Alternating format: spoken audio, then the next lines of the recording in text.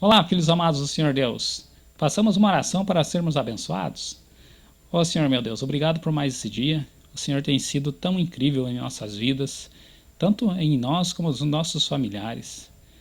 Remove qualquer mal que seja, tanto na área da saúde, meu Pai, como também na área espiritual. Por amor a Jesus te imploramos. Amém. Capítulo de hoje, número 16 de Juízes. Nós já vimos que Sansão ateou fogo na seara dos filisteus, porque o Senhor procurava fazer alguma coisa para tirar aquele jugo de Israel.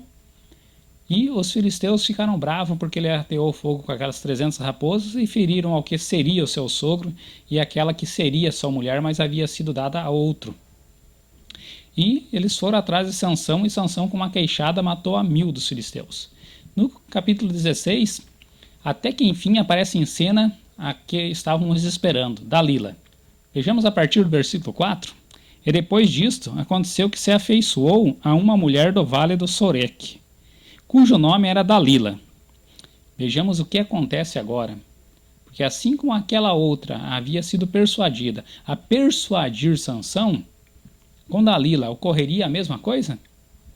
Versículo 5. Então os príncipes dos filisteus subiram a ela e lhe disseram: persuade-o e vê em que consiste a sua grande força, e com que poderíamos assenhorar-nos dele e amarrá-lo para o assim o afligirmos. E te daremos cada um 1100 moedas de prata.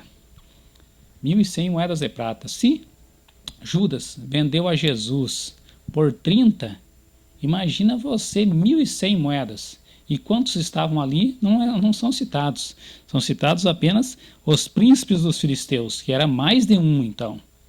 No mínimo ela teria uma imensa fortuna ali para descobrir de onde viria aquela força de Sansão, de onde viria tudo aquilo que ele conseguia fazer de sobremaneira humana. Eis o grande dilema, meus amigos. Desde os primórdios, Satanás vem fazendo coisas para desacreditar aos filhos de Deus. Qual era a grande verdade aqui? Sansão não é humanamente humano. A força dele é descomunal, é fora do normal dos homens. Mas algo deve vir à força dele.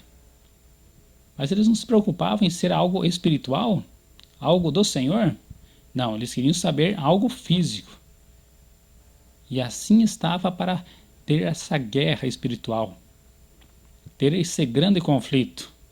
De um lado, um que era abençoado pelo Senhor, e de outro lado, aqueles que procuravam o mal daquele que era abençoado, daquele que era ungido do Senhor.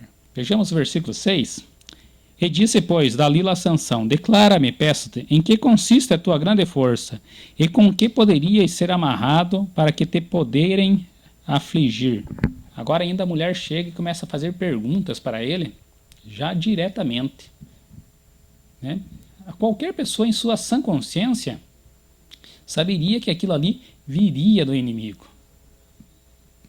Não só do inimigo humanamente visto, mas do inimigo espiritual. Por quê? Qual a intenção de fazer aquilo? De onde viria? O amor dele era tanto por aquela mulher que ele iria finalmente contar, como nós sabemos da história, porque várias vezes ele fala outras coisas. Mas ela naquela sua ganância, aquela sua arrogância, aquela coisa de querer mais sempre, que é típico do ser humano mesmo, ela em todo aquele seu egoísmo, querendo todo aquele dinheiro, ela estaria preocupada com Sansão? De maneira nenhuma estava preocupada com ele, querendo apenas descobrir qual era a fonte da sua força, querendo apenas levar a informação e ganhar todo aquele seu dinheiro. E ele, ingenuamente, depois de ser muitas vezes persuadido, acaba entregando a informação. Vejamos o versículo 15. Então ela lhe disse: como dirás, tenho-te amor, não estando comigo o teu coração? Olha só, típico desse tipo de mulher.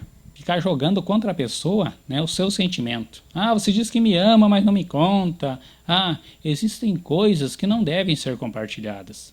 Segredos são para ser guardados. Se o Senhor mesmo havia dado para ele isso dele ser nazireu, e o nazireado significava ter o cabelo comprido, não cortar as suas madeixas. Já 3 vezes zombaste de mim, e ainda me não declaraste em que consiste a tua força. E sucedeu que, importunando ela todos os dias com as suas palavras e molestando-o, a sua alma se angustiou até a morte. Olha só, ele estava tão injuriado, estava tão aflito com aquilo. Ô mulher que não cala essa boca, ô mulher chata. Que fez o quê? Versículo 17. Descobriu-lhe todo o seu coração e disse-lhe: Nunca saiu navalha à minha cabeça, porque sou nazireu, de Deus desde o ventre da minha mãe. Se viesse a ser rapado, ir-se-ia de mim a minha força, e me enfraqueceria, e seria como todos os mais homens. E acabou entregando ouro. Agora, isso é. Todos conhecem o restante da história. Ele vai, arranca os olhos dele, prendem ele está lá e ficam brincando com ele pede para chegar perto das colunas e acaba pedindo forças a Deus, Deus permite, ele acaba derrubando as colunas do templo e Sansão na sua morte matou mais do que em toda a sua vida ele havia matado. Isso todos conhecem, já assistiram a novela, mas o principal aqui, que não são comentados nas igrejas, isso que é a nossa meta. Você se coloca no lugar de Sansão, você tem uma promessa para a sua vida. Você tem aquilo que o Senhor te deu, que era o seu nazireado. Era de você ser nazireu desde o ventre da sua mãe. Era para aquilo que o Senhor te deu, aquela pérola, aquela joia rara que você tem, espiritualmente falando. Aquilo era para ser o quê? A tua diferença para com os demais. E você entregaria assim de mãos beijadas? Não seria melhor ter deixado essa mulher e ter ido embora? Não haveria tantas outras na sua própria terra? Aquilo pode ter sido, por um lado, a ruína de Sansão, mas por outro lado, não seria vontade do Senhor Deus, assim como foi já desde a primeira mulher? Meus amigos, pensem nisso, fique com o Senhor Deus, até a próxima.